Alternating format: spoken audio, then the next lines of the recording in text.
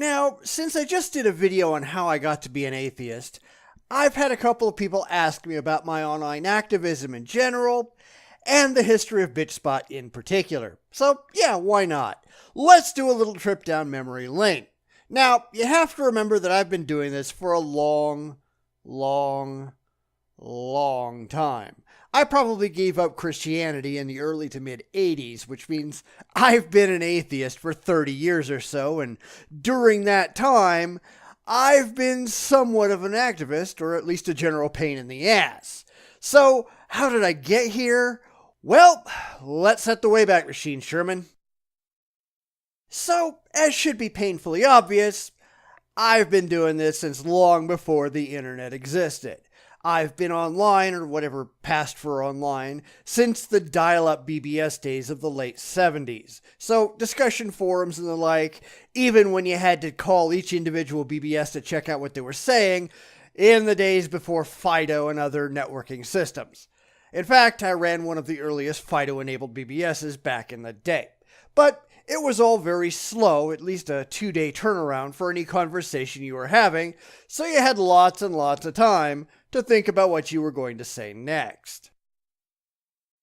Anyhow, as time went on and I was in college, I first got access to the early internet, back in the days when it was all Unix-based, there was no World Wide Web, and you mostly talked through Usenet and email, and there was this new thing called IRC that came around in the late 80s, back when you could have live chats via Telnet. So I was one of the earlier users of IRCnet, and then I moved to FNet and finally to Delnet in the early 90s, right after I got married.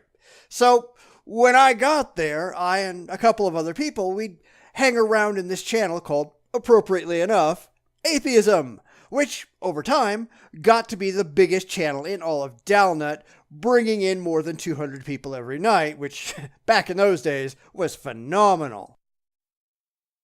So, in the early 2000s, I decided I was going to put up a blog, which I modeled to some degree on PZ Meyer's Pharyngula.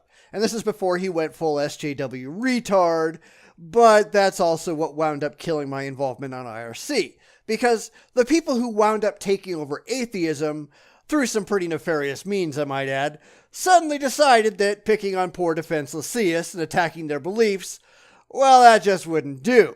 When they started recruiting theists as moderators, I decided I was done. And even though I've looked back in once or twice over the years, it just isn't what it used to be. It's more of a social justice chat hangout instead of a debate channel. So, yeah, no thanks. But, as I said, I put up a blog back in the golden age of blogging. And I had no idea what to call it when my wife asked what I wanted to do there, and I said, I don't know, probably just bitch. Well, it became Bitchspot. It became my place to rant about politics and social issues and religion, pretty much anything on my mind at the time, and it was a pretty decent site back in the day. But as time went on, I really started to get bored with the whole thing. I mean, after all, talking about the same religious stupidity day in and day out, talking about the same political stupidity day in and day out, it got dull. So I started talking about just general stuff like hobbies and movies. I was doing TV reviews, whatever I felt like doing at the time. And honestly, readership suffered because I don't think I was talking enough about what most people were there for.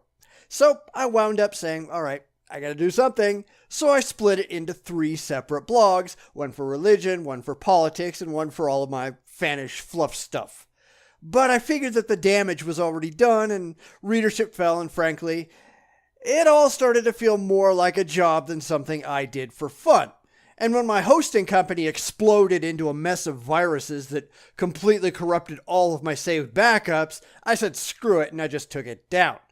But it wasn't long before I realized that I still needed somewhere to rant. Regular online forums weren't doing it for me, so I put the blog back up just as a place where I could say what I wanted to say without censorship, and if people wanted to read it, fine, and if not, well, that was fine too.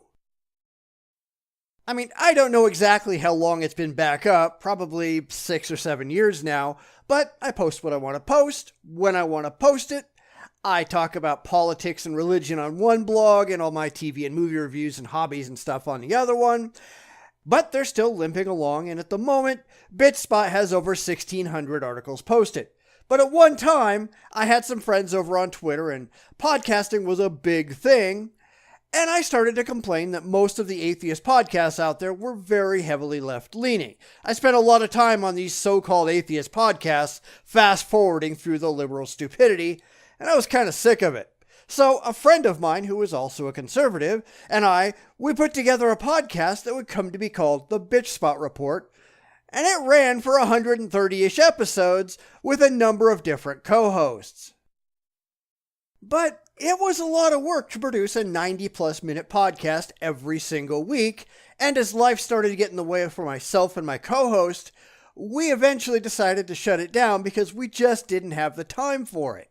But at the time, I was posting all the podcasts over on YouTube as a place to widen the audience, and I realized that making videos was something I actually enjoyed. So once the podcast was gone, I decided to start Bitchspot over on YouTube, and I've been doing that for about 2.5 years now. And like everything else, I do it for myself more than anyone else. I don't care if anyone likes it. I don't care if anyone watches it. I've got something I want to say, even if I'm just spouting off into the wind, so I'm going to keep doing it as long as I keep having fun. I mean, it isn't like I make any money from it. I do have a couple of Patreon patrons who I appreciate, but it's not something that I've ever pushed and not something I expect. Yeah, I mean, it would be nice, but I get that I've got a very niche audience, and that's what I get for falling outside the mainstream. Plus, since I do all this for fun, I've really got no interest in advertising or promoting my channel because that part isn't fun. I've had lots of people ask why I don't have more subscribers, and it's both because I don't even try to get subscribers, and also because atheism and conservatism, they don't necessarily play well together for most people, and I accept that. Doesn't mean I'm going to be changing. So anyhow, that's kind of the history of Bitchspot in a nutshell. It's been a long and bumpy ride through all kinds of mediums, but I'm still chugging along, and I still mostly do it for fun, so I don't see it going away anytime soon. But if anyone wants to support the work I do and can afford to do so, hey, I wouldn't mind if you popped over to my Patreon page and tossed me a couple of bucks a month, or jumped over to my VidMe and tipped a video that you enjoyed. But I'm not expecting it. That's just not how most people operate, and in the wake of the great YouTube adpocalypse and subsequent squelching of conservative voices, you either have to do what you love, or you have to let the regressive left win. Yeah, that's not going to happen either. And if anyone has any questions, let me know in the comments. I guess one of the reasons I made this video is because I want people to know just how long I've been doing this. And it's been a long, long, long time. And I've never done it for fame and glory, and the pay sucks, but I think it's important to get the message out there that religion is idiotic and regressive politics are dangerous, whether anyone likes it or supports it or not. And I'll probably be doing this for another 20 years, long after YouTube is gone and forgotten. I'm not sure if that's a good thing or sad, but it's just true.